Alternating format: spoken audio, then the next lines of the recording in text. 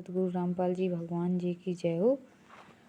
बंदी छोड़ सतगुरु रामपाल जी भगवान जी की जय हो। अभी मैंने आपको पहले पाठ में बताया था कि जो भी गीता का संपूर्ण ज्ञान दे वही तत्वदर्शी संत कहलाता है। जैसे पहले बताया था कि जो संसार है वह संसार रूपी वृक्ष है जिसकी जड़ें ऊपर की ओर हैं, 3 गुण रूपी शाखाएं नीचे की ओर हैं। जैसे जो ही बताएगा कि जैसे तना कौन है, उसमें डार कौन है, तीनों शाखाएं कौन से प्रभु हैं, यह विचार काल में अर्थात जो गीता ज्ञान में तुझे बता रहा हूँ, मुझे इस संसार की रचना का ज्ञान नहीं है, क्योंकि मुझे इसके आदि प्रारंभ तथा अंत यानी अंतिम सिरे का ज्ञान नहीं है। गीता ज्ञानदाता कहता है मुझे ज्ञान नहीं है, जो इस ज्ञान को बताए वो तत्वदर्शी संत है, उसी की शरण में जाए। इसलिए किसी तत्वदर्शी संत की खोज कर उस तत्वदर्शी संत के बताए भक्ति मार्ग अनुसार साधना करके उस परम पद व परमेश्वर की खोज करनी चाहिए, जहाँ जाने के बाद साधक पुनः लौटकर संसार में नहीं आता है। मतलब वो एक ऐसा स्थान है कि जहाँ मृत्यु नहीं है, कोई दुख नहीं है, कोई संकट नहीं है।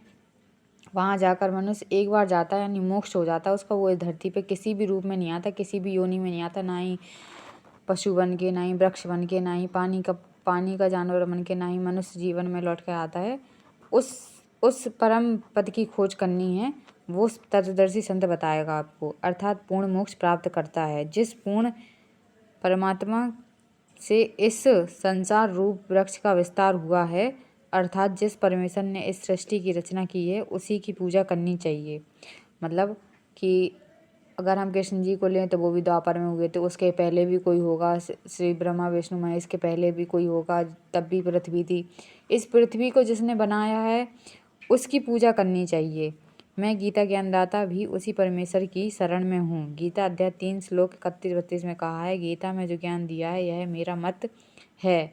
भले ही यह पूर्ण नहीं है, फिर भी अन्य साधनाएं जो शास्त्र विधि रहित हैं उनसे श्रेष्ठ है। जो मेरे मत अनुसार साधना नहीं करता वह व्यर्थ मतलब बेकार प्रयत्न कर रहा है। पूर्ण परमात्मा की साधना से मिलने वाले लाभ की तुलना में गीता अध्याय 7 श्लोक 18 में गीता ज्ञानदाता ने अपनी साधना से मिलने वाले लाभ को ही अनुत्तम यानी घटिया, सबसे बेकार बताया है। गीता ज्ञानदाता कहता है कि जो मेरी साधना करता है वो भी बेकार है।